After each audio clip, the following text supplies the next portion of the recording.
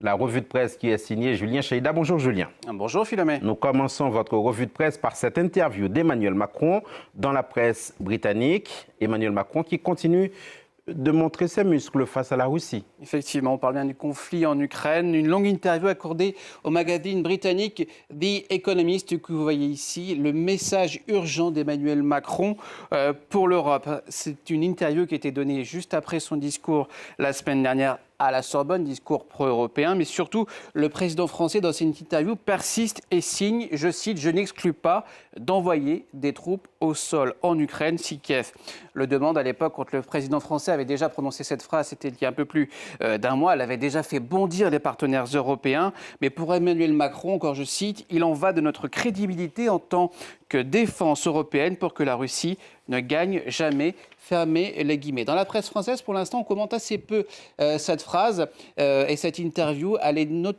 apparaît notamment à la une de l'opinion avec ce dessin, ce duel qu'on voit ici entre un Vladimir Poutine, je cite, prêt à tout, et un Emmanuel Macron de plus en plus offensif sur le plan militaire. Ce qui renvoie à la question, Julien, est-ce que ce conflit peut trouver une issue autre que militaire? Eh bien, je vous propose toujours de lire dans The Economist cette interview extrêmement intéressante d'un général militaire ukrainien, spécialiste du renseignement.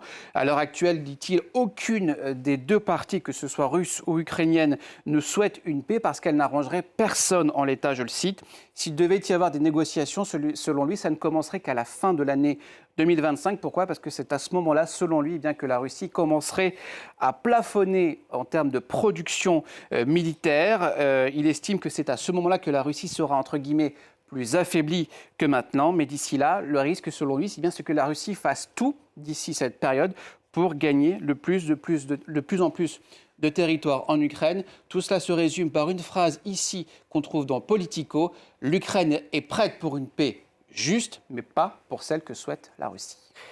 On traverse l'Atlantique. On part, Julien, pour Haïti, où la nomination d'un nouvel exécutif fait grand bruit et n'a pas ramené, du moins pour l'instant, le calme escompté. Oui, le Conseil présidentiel de transition était censé ramener un peu d'ordre dans un pays en proie au chaos le plus total depuis quelques années, pays dominé par les gangs, sauf que cette coalition de partis est déjà sur le point d'éclater, c'est ce que nous dit le site Gazette Haïti. Deux de ses membres crient au complot après la nomination de cet homme, Edgar Leblanc-Fils, qui est donc le président de ce conseil présidentiel de transition. Pourquoi ? Eh bien, tout simplement parce que 4 membres de ce conseil sur 7 ont nommé Edgar Leblanc à la présidence sans un vote réel. 4 de ces membres qui sont d'anciens soutiens des anciens présidents Jovenel Moïse et du Premier ministre Ariel Henry. Le site Alter Press puis revient aussi sur cette fuite en avant politique du Conseil présidentiel.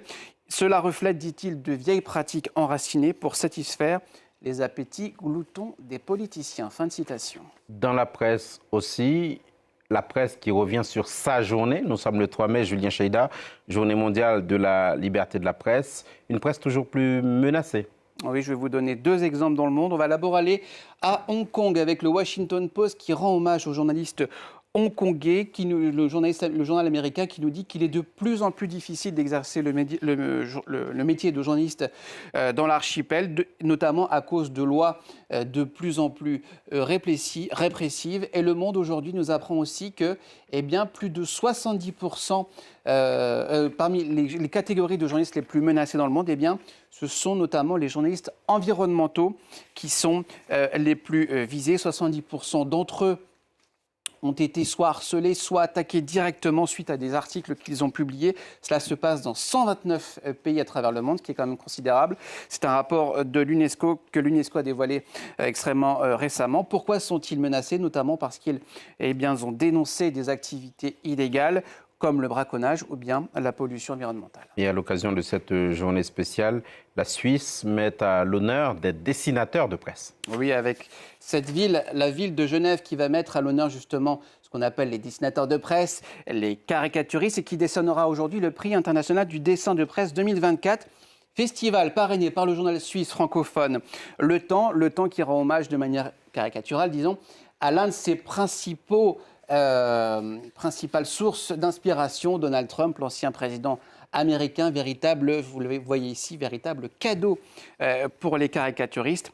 À noter que les dessins de presse qui sont en lice pour le prix sont visibles sur le site internet du journal. Je vais vous en montrer ici quelques-uns, avec notamment le dessin je vais le trouver. Il est ici, donc c'est pas grave.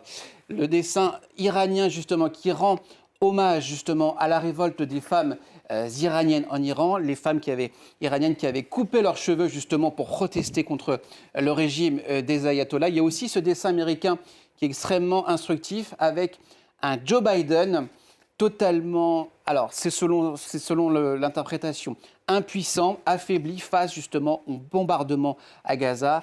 Un Joe Biden ici à la tête d'une usine de missiles qui dit si seulement quelque chose pouvait être fait pour que cela s'arrête, avec, vous le voyez ici, un énorme bouton stop.